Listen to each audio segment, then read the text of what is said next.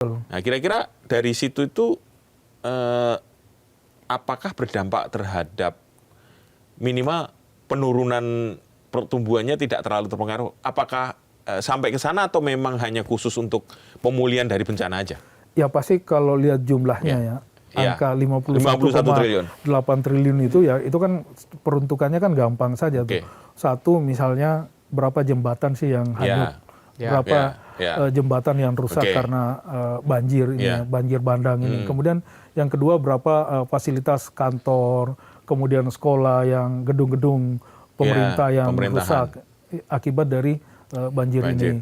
Kemudian berapa ruas jalan yang rusak, baik jalan nasional, jalan provinsi maupun jalan kabupaten yang rusak ya akibat bencana ini. Nah, dikali-kali ya mungkin ketemu angka 51,8 triliun itu.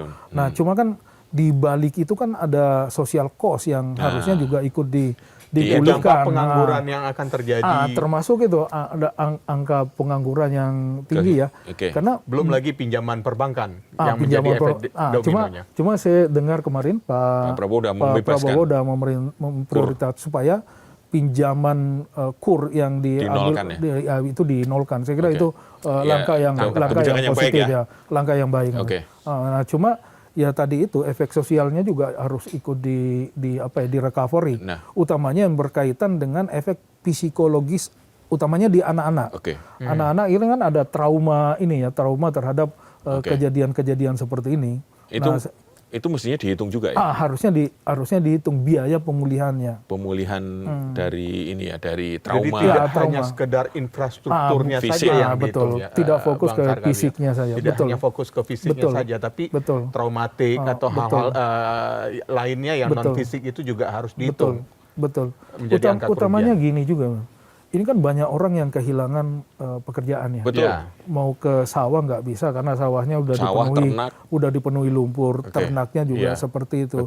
Nah, saya nggak tahu skim bantuan apa yang dirancang oleh pemerintah sekarang untuk membantu masyarakat yang mengalami kehilangan pekerjaan seperti ini kan. Karena misalnya ya, ini ada proyek pemerintah 51,8 triliun untuk bangun jalan, bangun jembatan. Tapi kan tidak serta-merta teman-teman atau rakyat kita yang selama ini bekerja sebagai peternak atau petani, ini bisa-bisa tiba-tiba dikonversi menjadi pekerja buruh bangunan atau buruh di pekerjaan jalan dan jembatan itu. Karena kan skillnya berbeda ya. Nah, ini yang harus dipikirkan juga nih. Nah, cuma saya nggak tahu persis seperti apa kelembagaan untuk mengurusi ini semua. Karena ini kan mengurus bencana yang begitu besar ini kan harus dilembagakan dengan benar ya. Sehingga penggunaan anggaran yang 51,8 triliun itu benar-benar maksimal. Dan yang paling penting nggak ada kebocoran kan itu. Itu penting itu. Sangat penting.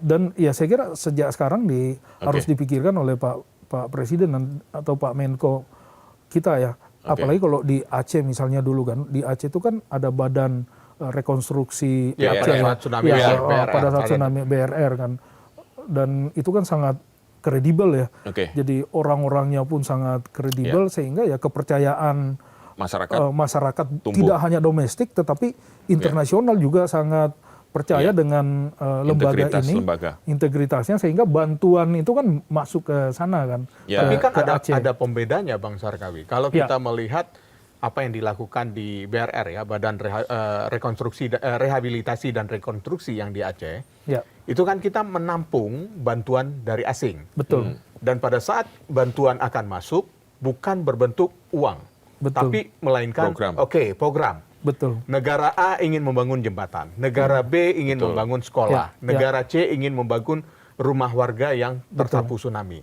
Nah, kalau seandainya karena kita tidak menggunakan bantuan dari asing saat ini, karena Presiden Prabowo tetap ingin mandiri, dengan dana yang sebesar itu seperti apa jadinya pengawasan? Karena ini kan ujung-ujungnya balik lagi APBN yang akan digunakan. Betul. Nah, kalau saya pelibatan publik itu sangat penting, Pak. Jadi bagaimana masyarakat sipil ini ikut di dalam proses rehabilitasi dan rekonstruksi pasca banjir bandang ini. Dan ya saya kira pelibatan private sector untuk ikut di dalam proses rehabilitasi dan recovery ini harus benar-benar diperhitungkan. Nah, sehingga ya kalau saya ya harusnya koordinasinya, kalau pelembagaannya tidak persis sama dengan BRR zaman dulu, ya tetapi paling tidak ya mirip seperti yang dibuat oleh Pak SBY itu kan. Nah, sehingga otoritasnya juga multi lembaga ya.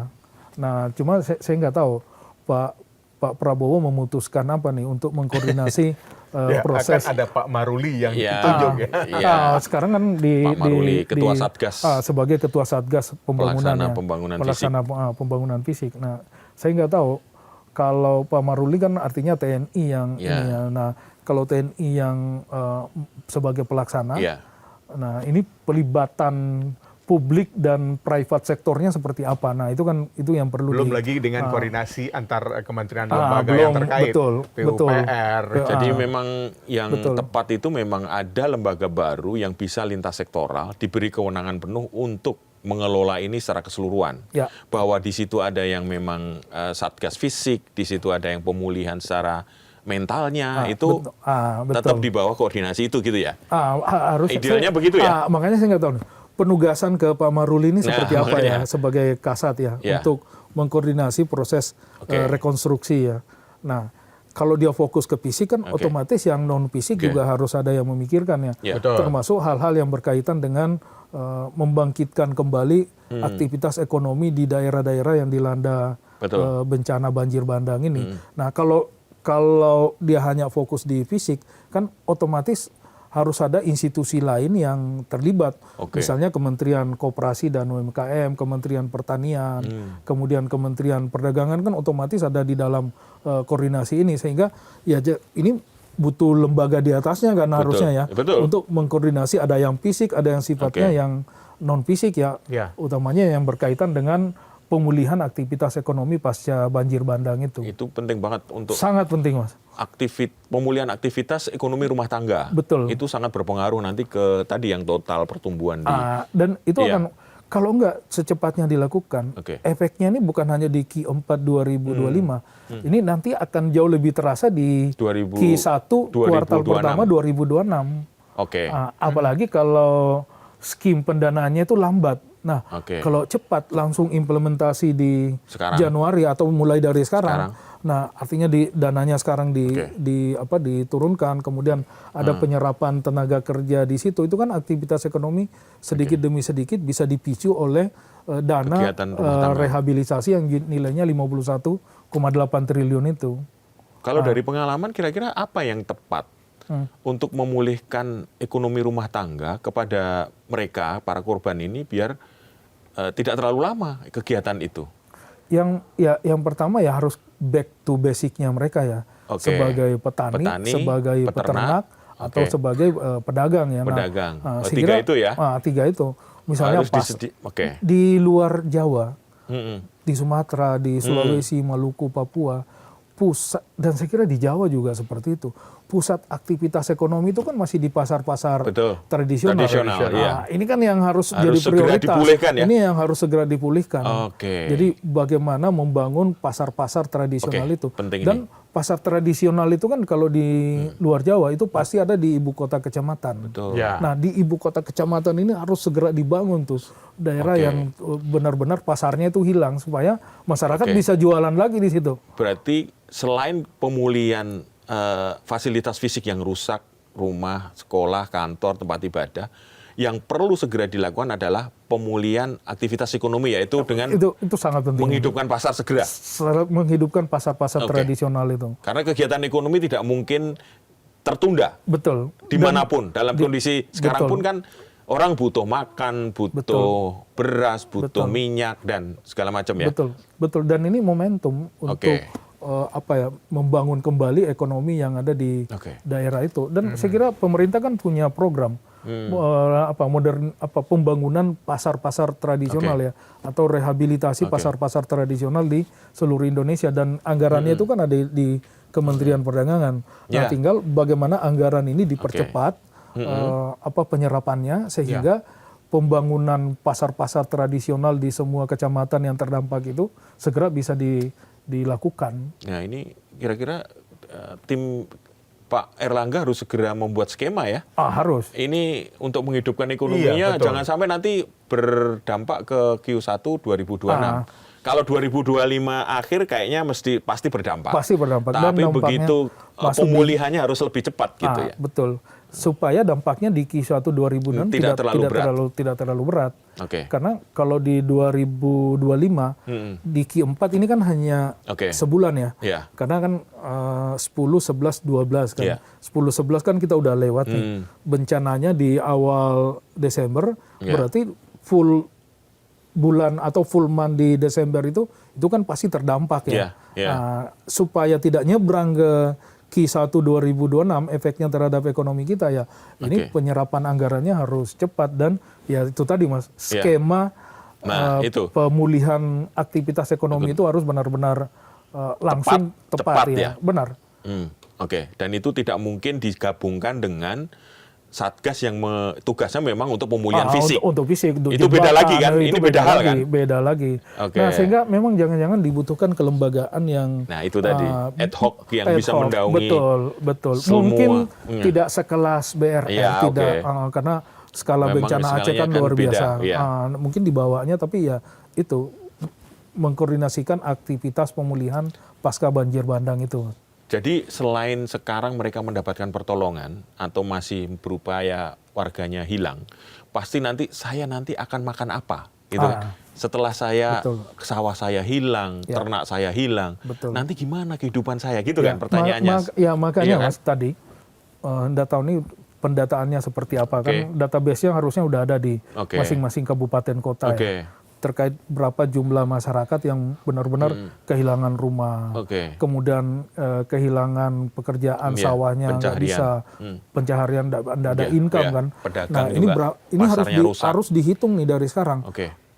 Mereka ini butuh bantuan darurat selama berapa lama nih? Nah ini penting. Mungkin 3 bulan atau 6 bulan ke depan. Ini dapat cash transfer dari pemerintah karena selama itu asumsinya mereka nggak bisa kerja, mereka nggak ada pendapatan, benar-benar mengandalkan bantuan, benar-benar mengandalkan bantuan, dan saya kira datanya sudah harus tersedia dari sekarang, sehingga ya mereka kan nggak mungkin nunggu nih. Kalau sekarang kan bantuan barang itu benar-benar sifatnya darurat, emergensi ya, ini super emergensi kan. Nah, tapi kan emergensi lanjutannya kan tetap ada. Harus karena mereka tahap berikutnya ya, pemulihannya gimana? Sambil memulihkan, kan ada orang yang nggak bisa kerja karena kehilangan ternak, kehilangan sawah, dan lain-lain sebagainya. Nah, ini yang harus dihitung nih. Nah, saya kira 51,8 triliun itu pasti nggak cukup. Karena ada kerugiannya itu, ada yang menghitung sekitar 68 triliun dari total ya. Tapi ada juga yang menghitung 200 triliun. Dari mungkin ini semua efeknya ya. 200 triliun ini memperhitungkan yang semua efek sosial, ekonomi gitu ya. Termasuk social cost-nya tadi itu. Dengan banyaknya estimasi yang disampaikan, ada 51 triliun, 200 triliun, ada yang 68 triliun. Artinya kita kalau dalam pemikirannya Bang Sarkawi, kita belum memiliki data yang lengkap terkait hal ini. Nah, itu problem di kita. Kan. Apalagi kita ini kan sebenarnya bencana ini kan bukan hal yang pertama. Ini udah banyak bencana-bencana yang sering. Bahkan kalau saya lihat di TV itu komen dari Bupati Tapanuli Selatan, itu kan dia udah sampaikan bahwa memang di Tapanuli Selatan itu banjir bandang itu hampir setiap tahun terjadi. Nah, cuma skalanya kan hanya kecamatan spot-spot di kecamatan tertentu. Nah, artinya harusnya ini udah bisa diantisipasi ke depan ya. Karena kejadiannya sering terjadi. Kemudian meskipun skalanya kecil-kecil, tetapi kan ada di titik waktu tertentu skalanya bisa besar. Dan saya kira bencana di kita itu seperti periodik juga. Seperti periodik juga, kayak krisis ekonomi lah. 979.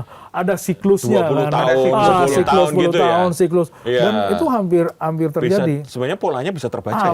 Polanya bisa terbaca, sehingga mempersiapkan mitigasi resiko bencana bisa itu bisa lebih awal. Nah, cuma saya nggak tahu risk awareness, risk awareness dulu lah.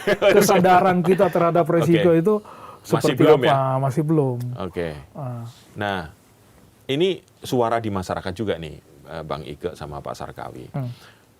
Enak dong, karena semua ditanggung oleh APBN. APBN, betul. Padahal yang menikmati adalah yang punya HPH. Betul. Ini gimana caranya mekanismenya untuk mengambil mereka bertanggung jawab juga terhadap ini? Ya, salah satunya mekanisme denda ya.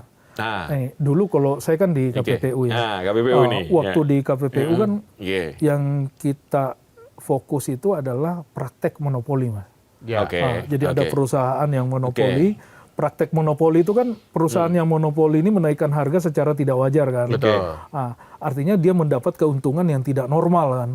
Nah, keuntungan yang tidak normal ini pasti merugikan konsumen. Nah, untuk merecover kerugian konsumen itu lewat denda. Jadi ada denda persaingan untuk menarik kembali keuntungan yang tidak wajar itu. Yang tidak wajar itu, yang tidak halal itu kan dinikmati oleh si monopoli itu. Nah, dalam kasus ini harusnya ada mekanisme seperti itu. Jadi misalnya ada perkebunan yang perusahaan perkebunan atau bahkan ada yang sengaja melakukan illegal logging. Nah, ini harus ada mekanisme punishment ya. Bukan hanya pidana, tetapi ada denda yang diberikan ke mereka akibat aktivitas yang ilegal tadi itu. Tapi Satgas PKH sudah menyebut akan menagih denda sebesar 38 triliun kepada 71 korporasi sawit dan tambang terkait hal ini. Tapi itu kan masih jauh dari kebutuhan pembiayaan. Betul. Artinya kebutuhan kita 51,8 triliun. Nah, itu kalau cuma saya nggak tahu hitung-hitungannya dia tuh gimana. Dari mana 38 triliun. Benar. Saya ingin bertanya karena berdasarkan pengalaman Bang Sarkawi di KPPU. Ini kan karena Bang Sarkawi tadi juga menyinggung soal denda-denda. Telatkah Satgas PKH ini menyampaikan itu? Begitu karena butuh angka yang sangat besar sekali, 51,8 triliun, tiba-tiba ingin menagih denda. Padahal pada saat, saya ingat sekali, saya pernah mengundang Bang Sarkawi di perbincangan di Sindonews, di iNews Media Group ini, terkait hal itu, denda itu. Kenapa tidak dari dulu itu dikejar terus oleh... Jadi gini, harusnya enforcement, penegakan hukum, pelanggaran ketentuan terkait dengan lingkungan ini ya harusnya ini dari awal dilakukan dari dulu sampai sekarang ya, nggak boleh berhenti. Sama dengan yang kita lakukan di KPPU kan, itu KPPU tidak peduli, pokoknya enforcement kita lakukan terus. Nah, sehingga tidak seperti ini ya, baru muncul setelah terjadi bencana, setelah kejadian. Nah, artinya ini mekanisme yang harus berjalan terus. Setiap pelanggar lingkungan ini didenda seberat-beratnya kan, karena ya buktinya merusak kan. Dan kerusakan yang ditimbulkan itu skalanya luar biasa besar. Bukan hanya di daerah yang bersangkutan, tapi efeknya secara nasional ya. Karena lagi-lagi menggunakan APBN. Apalagi ini menggunakan APBN. Masa mereka yang menikmati puluhan tahun tiba-tiba tidak dapat apa-apa. Tiba-tiba ada kerusakan, terus yang merecover seluruh rakyat kan. Betul. Itu nggak yang fair. Nanggung kita pembayar pajak semua. Pembayar pajak, benar. Itu nggak fair. Saya setuju. Harus ada enforcement yang kuat.